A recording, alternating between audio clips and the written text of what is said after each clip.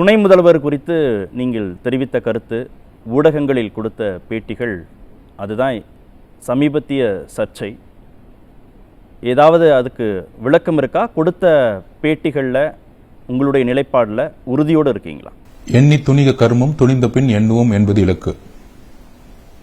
அரசு பள்ளியில் தமிழ் ஆசிரியர் எனக்கு 5ஆம் வகுப்பில் வந்து சொல்லிக் கொடுத்தார்.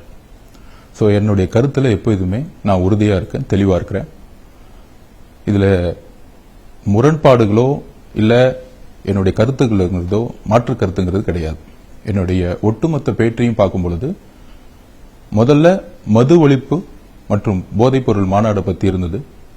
அதற்கப்புறம் மாவட்ட செயலாளர் மீட்டிங்கில் தலைவருடைய பதிவை வந்து ஒரு டேட்டா பேஸ்ட் ஆய்வுக்குட்பட்டதை நான் வந்து பதிவு பண்ணேன். அந்த கருத்தில் வந்து எந்த விதமான பின்வாங்குதலோ இல்லை அதில் எந்த விதமான தவறுகளோ கிடையாது. ஒரு ஜனநாயக பூர்வமான ஒரு இயக்கத்தில் வந்து நான் பயணிச்சுட்டு இருக்கேன். ஸோ அதில் வந்து பின்வாங்கிறதுக்கு இதில் என்ன தவறுதலான சிந்தனை இருக்குன்னு எனக்கு இன்னும் புரியல. நீங்கள் சொன்னது அரசியல் முதிர்ச்சியற்றது அப்படின்னு உங்கள் கட்சியுடைய பொதுச் செயலாளர் திரு ரவிக்குமார் பேசியிருக்காரே. இல்லை, அதாவது எந்த விஷயத்தை வந்து அப்படி பதிவு பண்ணியிருக்காருன்னு எனக்கு நான் பொதுவாக பார்க்கல. எந்த விஷயத்தை அவர் வந்து பதிவு பண்ணியிருக்கிறார் அப்படி? திமுக விசிக கூட்டணி எண்ணிக்கை அடிப்படையிலானது அல்ல, அது ஒரு கொள்கை கூட்டணி. விசிக இல்லை என்றால் வட மாவட்டங்களில் திமுகவால் தேர்தலில் வெல்ல முடியாது என்ற ஆதவ் அர்ஜுனாவின் கருத்து உண்மைக்கு மாறானது மட்டுமல்ல, அரசியல் முதிர்ச்சியற்றது. திமுக கூட்டணி 40 இடங்களிலும் வெல்ல விசிக உதவியது என்பது உண்மை. அதே போல விசிகாவுக்கு 2 எம்பிக்கள் 4 எம்எல்ஏக்கள் இருப்பது திமுகவுடனான கூட்டணியால் தான். நான் இந்த கருத்திலிருந்து எதுவுமே முரண்படலையே. தோழர் ரவிக்குமார் அவருடைய கருத்துலையும் நான் வந்து உடன்படிக்கப்படுறேனே.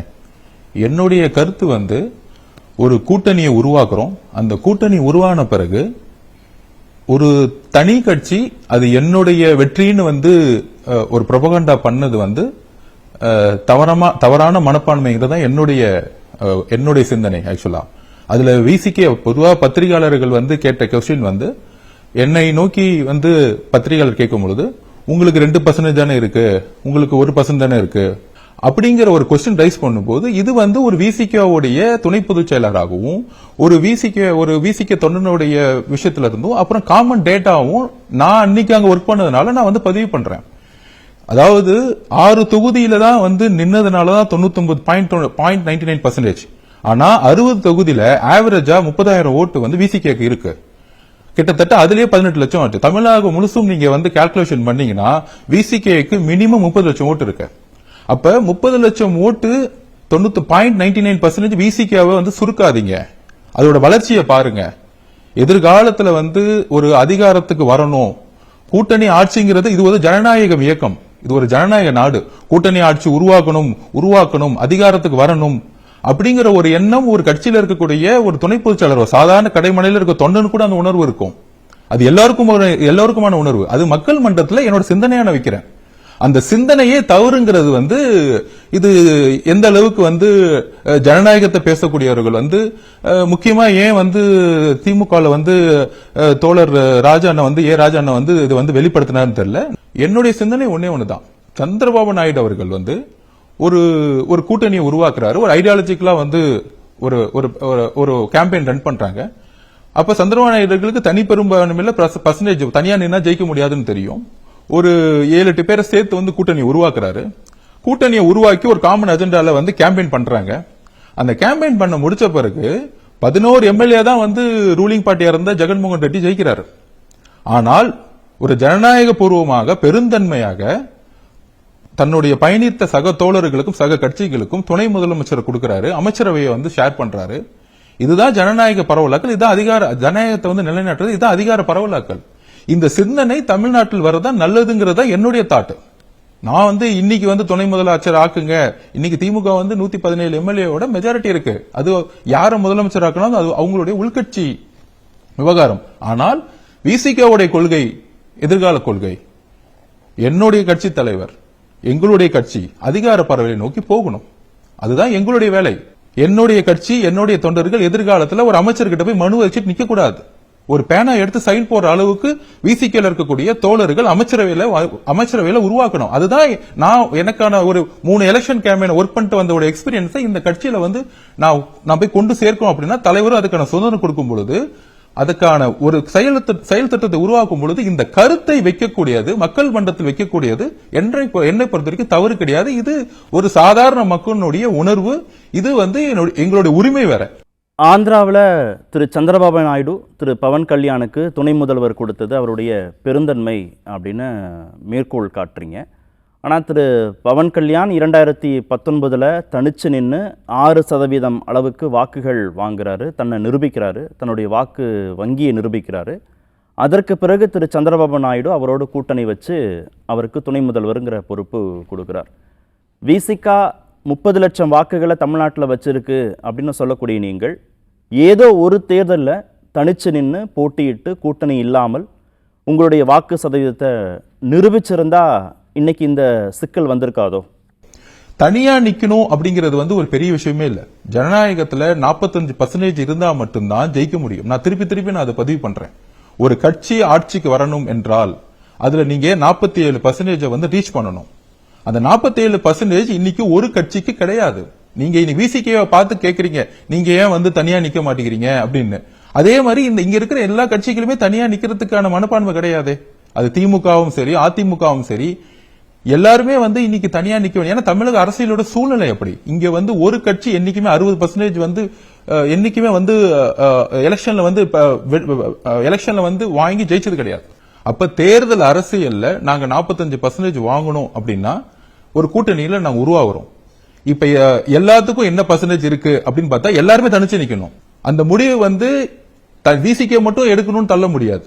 இப்ப நீங்க சொல்ற மாதிரி மித்த கட்சிகள்லாம் எவ்வளவு ஓட் பர்சன்டேஜ், இப்ப காங்கிரஸுக்கு 5% தான் சொல்றீங்க. விசிகா மட்டும் காங்கிரஸுக்கு 5% தான் இருக்கிறது. அவங்களுடைய ஓட் பர்சன்டேஜ் மைனாரிட்டி ஓட்ஸ் எந்த அளவுக்கு விசிகா மட்டும் தானே துணை முதல்வர் கேட்கிற போது அந்த கேள்வி வரும். நீங்க மட்டும் தானே பவன் கல்யாண உதாரணமா சொல்றீங்க. நீங்கள் நேரடியாக துணை முதல்வர் பதவி குறித்து திமுகவிடம் நேரடியாக கேட்டதாக தான் ஊடகங்கள்ல பதிவாயிருக்கு. 4 வருடங்களுக்கு முன்பாக திரைப்படங்கள்ல இருந்து வந்த 4 வருடங்களுக்கு முன்பு திரைப்படங்கள்ல இருந்து வந்த ஒருத்தர் துணை முதல்வர் ஆகும்போது 40 வருடங்களாக அரசியலில் இருக்கக்கூடிய திருமாவளவன் ஏன் துணை முதல்வராக கூடாதுன்னு திரு உதயநிதி குறித்தும் திமுக குறித்தும் நேரடியாக கேட்ட கேள்விதான் இது. அதுதான் எங்களோட எதிர்கால திட்டம். அதுதான் எங்களோட எதிர்கால திட்டம். எங்களோட எதிர்கால திட்டத்தை நாங்க பேசிட்டு இருக்கோம். இன்னைக்கு நாங்க திமுக பார்த்து நாங்க கொஸ்டின் கேட்கல. 2026 சட்டமன்ற தேர்தலில் எந்த கட்சியோடும் கூட்டணி வைக்காம திரு சீமான் மாதிரி, திரு விஜய் மாதிரி விசிகாவும் தனித்து நின்று தங்களுடைய வாக்கு சதவீதத்தை நிரூபிப்பதன் மூலமாக 2031 முதல்வர் துணை முதல்வர்ங்கிற அந்த அதிகார பயிரை நோக்கி நகர முடியுமே. அந்த இலக்கு குறித்து நீங்க என்றைக்காவது சிந்தித்திருக்கிறீர்களா? கண்டிப்பா இது எதிர்கால திட்டம் தான். எங்களுடைய வளர்ச்சியை நோக்கி நாங்க இப்ப புதுசா எங்களுடைய வளர்ச்சி திட்டங்களை நோக்கி நாங்க பயணிச்சுட்டு இருக்கோம். கண்டிப்பா எதிர்கால திட்டம் எங்களுக்கு அதுவா தான் இருக்கும். திரு ராசா உங்க மேல ஒரு சந்தேகம் வைக்கிறாரு. கூட்டணியில குறைந்தபட்ச செயல் திட்டம் கேட்பது நகைப்புக்குரிய ஒன்று. இப்படி பேசுவது கூட்டணி அறத்திற்கு சரியாக வராது. இது போன்ற குழப்பத்தை விளைவிக்கின்ற பாஜகவிற்கு துணை போகிறார்கள் என்று எண்ணக்கூடியவர்கள் மீது திருமாவளவன் கடுமையாக நடவடிக்கை எடுக்கணும். பாஜக தான் உங்க பின்னாடி இருக்கு, பாஜக தான் அந்த மாதிரி குழப்பத்தை ஏற்படுத்துவதற்கு கூட்டணிக்குள்ள உங்களை தூண்டுதுன்ற சந்தேகம் திரு ராசாவுக்கு இருக்கே. அதாவது தோழரே ராஜா அண்ணன் அவருடன் நான் நிறைய பயணம் பண்ணியிருக்கேன். அவருடைய கருத்துக்கள் எப்பயுமே நான் உடன்பட்டது உண்டு. பெரியாரிஸ்ட்.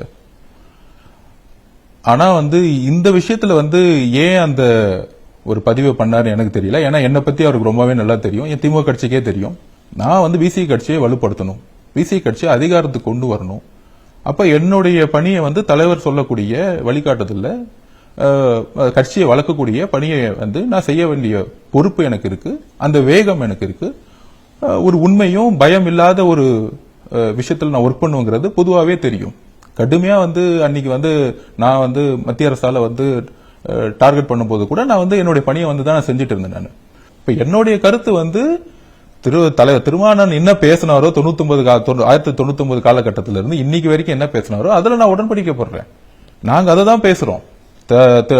தோழர் ரவிக்குமார் அவர்கள் 2016 ஒரு புக் எழுதியிருக்கிறாரு. தமிழ்நாட்டில் கூட்டணி ஆட்சி உருவாக்கணும் ஒரு புக் எழுதியிருக்கிறார். அந்த புக்கை நான் படிச்சிருக்கேன். அமைப்பாய் திரள்வோங்கிற ஒரு புக்கை வந்து தலைவர் வெளியிட்டு இருக்காரு. அதை படிச்சு பாருங்க. அந்த மாதிரி அந்த கொள்கையை நான் இன்னைக்கு வந்து கட்சியை வந்து கட்டமைச்சு வலுவாக்கி எதிர்கால திட்டத்தை பத்தி நான் வந்து பேசினேன் இன்னைக்கு.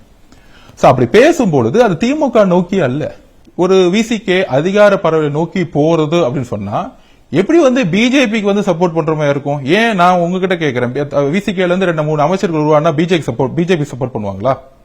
அது எப்படி வந்து விசிகேல இருந்து வந்து இது எங்களோட வந்து கடுமையா வந்து பிஜேபி எதுக்குறது இங்க யார் இருக்கா? சோ இந்த ஒரு தாக்கத்தை வந்து ஏற்படுத்தாதீங்க. அதாவது அப்ப எச் ராஜாவுடைய தாட், அதாவது பிஜேபி பத்தி பேசினா ஆன்டி இந்தியன், அதே மாதிரி அதிகாரத்தை பத்தி கேட்டா இல்ல இவங்க எல்லாம் வந்து பிஜேபி சாருங்க சங்கிங்க. என்னுடைய ட்ராக் ரெக்கார்டு எடுத்து பாருங்க. அப்படி வந்து போகணும்னா எப்பயோ வந்து வேற கட்சிக்கு போயிருக்கலாம். சோ அவர் சொன்ன வழிக்கே வரேன். அது இல்லாம இன்னொரு விமர்சனம் சொன்னார், அரசியல் முதிர்ச்சியின்மை. நான் பேசிடுறேன், அரசியல் முதிர்ச்சியின்மை. அதுல குறைந்தபட்ச செயல் திட்டத்தை ஏன் உருவாக்க கூடாது எதிர்வரும் காலங்களில், அதுக்கு நான் பதிவு பண்ணிடுறேன். அதாவது இன்னைக்கு இருக்கக்கூடிய பிரச்சனைகள் சொல்லிடுறேன், விசிகே பிரச்சனை சொல்றேன். எந்த இடத்திலும் ஒரு கொடியேற்றம் இல்ல. அது அந்த உணர்வு ஏன் இந்த கவர்மெண்ட்ல நடக்குது? மதுரையில இப்ப ரீசெண்டா வந்து தலைவர் அவர்கள் பேசியிருக்கிறார், கலெக்டரை பார்த்து பேசியிருக்கார். கொடி ஏன் ஏத்த முடியல, எங்களால ஏன் கொடி ஏத்த முடியல? அங்க சமூக நீதி எங்க இருக்கு? நம்பர் 1. நம்பர் 2, ஹானர் கில்லிங் சட்டத்தை கொண்டு வர சொல்றோம். இது வரைக்கும் ஹானர் கில்லிங் சட்டத்தை கொண்டு வரல. அந்த மாதிரி தொழிலாளர்கள் இன்னைக்கு வந்து போராட்டம் பண்ணிட்டு இருக்காங்க. ஐயா சவுந்தரராஜன் வந்து போராட்டம் பண்ணிட்டு இருக்காங்க. சோ அதுக்காக தான் நாங்க சொன்னது ஒரு குறைந்தபட்ச செயல் திட்டத்தை உருவாக்கி எதிர்காலத்தில் ஒரு அமைச்சரை உருவாக்கணும்னு சொன்னோம். இது இன்னைக்கு இருக்கிறத பத்தி நான் சொல்லல. நான் இன்னைக்கு திமுகவை பத்தியோ எதுவுமே பேசல. நான் யாரு பேரையுமே சொல்லலையே. எதுக்கு சம்பந்தமே இல்லாம திமுக வந்து இதுக்கு ரியாக்ட் பண்ணாங்கிறது உண்மையில எனக்கும் தெரியல. சரி, யாருடைய பர்சனல் அஜெண்டாவும் பேசவே இல்லை. அப்ப நான் இன்னொரு கொஸ்டின் கேட்கிறேன் ராஜாண்ணனை பத்தி. அண்ணா நாங்க பேசுறது உங்களுக்கு நான் கேட்கிறேன், ஒரு நிமிஷம். ஏன்னா நீங்க ராஜாண்ணனை பத்தி கேட்டதுனால நான் பேசுறேன். சமூக நீதி அவர் சொல்லிட்டாரு, சமூக நீதி அடிப்படையில் நாங்க செயல்படணுங்கிறாரு. அப்ப நான் திருப்பி கேட்கிறேன், உங்களுக்காக தான் நாங்களும் பேசுறோம். தமிழகத்துல எத்தனை பர்சன்டேஜ் மக்கள் இங்க இருக்கிறாங்க, தலித் மக்கள். ஒவ்வொரு வில்லேஜ் எத்தனை சேரிகள் இருக்கு, அந்த இடத்துல வந்து எக்கனாமிக்கல அந்த இடத்துல வந்து பொருளாதார முன்னேற்றம் ஏற்பட்டிருக்கா? ப்ரொஃபஷனல் எஜுகேஷன் போயிருக்கா? இல்ல எத்தனை பேர் 100 ஏக்கர்ல அட்லீஸ்ட் மினிமம் 10 ஏக்கர் 20 ஏக்கர்ல வந்து இன்னைக்கு விவசாயம் பண்ணிட்டு இருக்காங்க? பல பிரச்சனைகள் இருக்கு. நான் இன்னொரு கேட்கிறேன், நான் சமூக நீதி என்ன கேட்டுட்டாரு. ராஜா அண்ணன் பெரம்பலூர் தொகுதி விட்டு நீலகிரி போறாரு? பெரம்பலூர்ல நிக்கலாமே, சொந்த தொகுதியில் நிக்கலாமே, சொந்த தொகுதியிலே நின்று அவர் வந்து ஜெயிக்கலாமே. ஏன் அவர் வந்து பெரம்பலூர்ல நீலகிரி அனுப்பப்படுறாரு? ஏன்னா அந்த சமூக நீதியை நாங்க வலியுறுத்துறோம். அம்பேத்கர் சொன்னதுதான், இங்க பொது தொகுதி ரிசர்வேஷன் இல்லாம எந்த ஒரு மனிதன் ஒரு எலக்ட்ரல் பாலிடிக்ஸ்ல ஜாதியின் அடிப்படையில் மதத்தின் அடிப்படையில் நீங்க தேர்ந்தெடுக்கிறீங்களோ அந்த இடத்துல தான் ஜனநாயகம் சமூக நீதி நிலைநாட்டப்படும்.